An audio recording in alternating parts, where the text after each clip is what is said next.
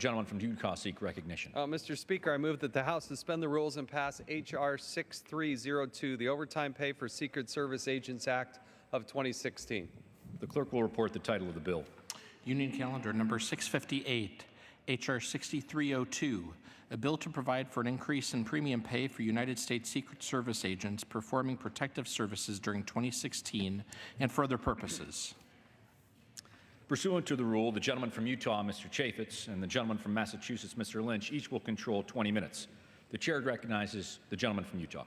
Thank you, Mr. Speaker. I yield myself such time as I may consume. Gentleman is recognized. I ask unanimous consent that all members may have 5 legislative days in which to revise and extend their remarks and include extraneous materials on the bill under consideration. Without objection, so ordered. Thank you, Mr. Speaker. I rise today in support of my bill, H.R. 6302, the Overtime Pay for Secret Service Agents Act of 2016. The United States Secret Service has a zero-fail mission to protect the President and other protectees at all costs. The 2016 presidential campaign year was especially busy for the Secret Service. They have done an exceptional job. I'll give you some metrics of what this agency was dealing with. They staffed more than 2,500 candidate trips, 8,580 total protective travel stops, and 62 foreign travel trips with the President and the Vice President. The most recent presidential election saw Secret Service agents working record hours to fulfill their mission. Incredibly, this was accomplished despite the Secret Service suffering from historic levels of attrition and low staffing levels. In our December 2015 bipartisan report, the Committee on Oversight and Government Reform found that the Secret Service was, quote, experiencing a staffing crisis that threatens to jeopardize its critical mission, end quote. The Secret Service was at a peak staffing level of 7,024 employees in the year 2011. That number has declined every year until the beginning of this year when the agency had 6,289 employees. The staffing numbers are beginning to improve, now at 6,500. But the problem is the agency hopes to have between 8,000 and 9,000 employees by the next presidential election in 2020. It's hard and difficult to hire a Secret Service agent, and once they're hired, you can't simply put them out in front of the White House or next to a candidate or one of the protectees and expect them to simply flip on the switch and do their job. As a result, the current power shortage, the lack of employees, Secret Service agents had to work significant overtime to ensure around-the-clock protection of presidential candidates. No matter the number of hours worked, Secret Service agents are subject to a Title V statutory cap on their biweekly pay.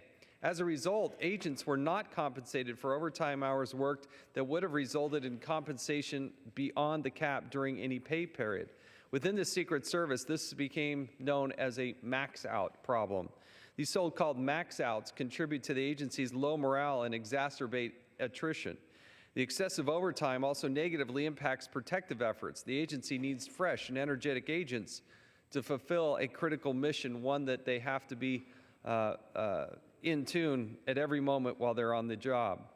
The bill, the Overtime Pay for Secret Service Agents Act of 2016, offers relief for agents who have not received pay due to the so-called max-out problem. Secret Service agents who worked on the 2016 presidential campaign would be eligible to receive compensation above normal levels up to the basic pay currently given to members of the executive schedule level 2 for the calendar year of 2016.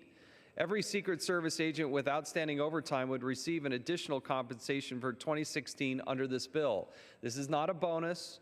This is not extra pay. This is simply trying to compensate them for hours that they worked. We heard story after story about Secret Service agents who would literally go weeks on end with no pay and yet continue to do their job. At the same time, the limitation of the 2016 presidential election in the bill presents a good balance and encourages Secret Service to fix its current staffing problems instead of relying on excessive and expensive overtime pay in the future. It is my expectation that the Secret Service meet its staffing goals by the next election cycle and does not have to rely on scheduling excessive overtime. It is also my expectation that the Secret Service will focus its staffing capital away from increasing non-essential investigative and cyber-related missions, which distract from the core mission of protecting the President and other protectees.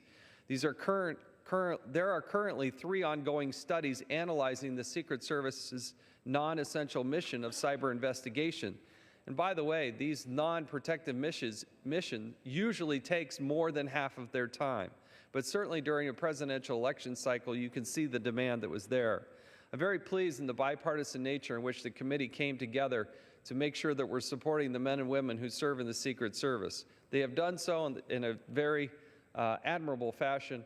They provided a great service to the nation. But when you hear stories where people would go 43 days without a single day off, when they would work just literally 100+ hours in a week, and they would go to work knowing that they weren't going to be compensated for that work, that's inexcusable. This bill would provide the relief to them. Again, it's not a bonus, it's not extra pay, but it's some compensation for the work that they did protecting our nation and protecting those protectees.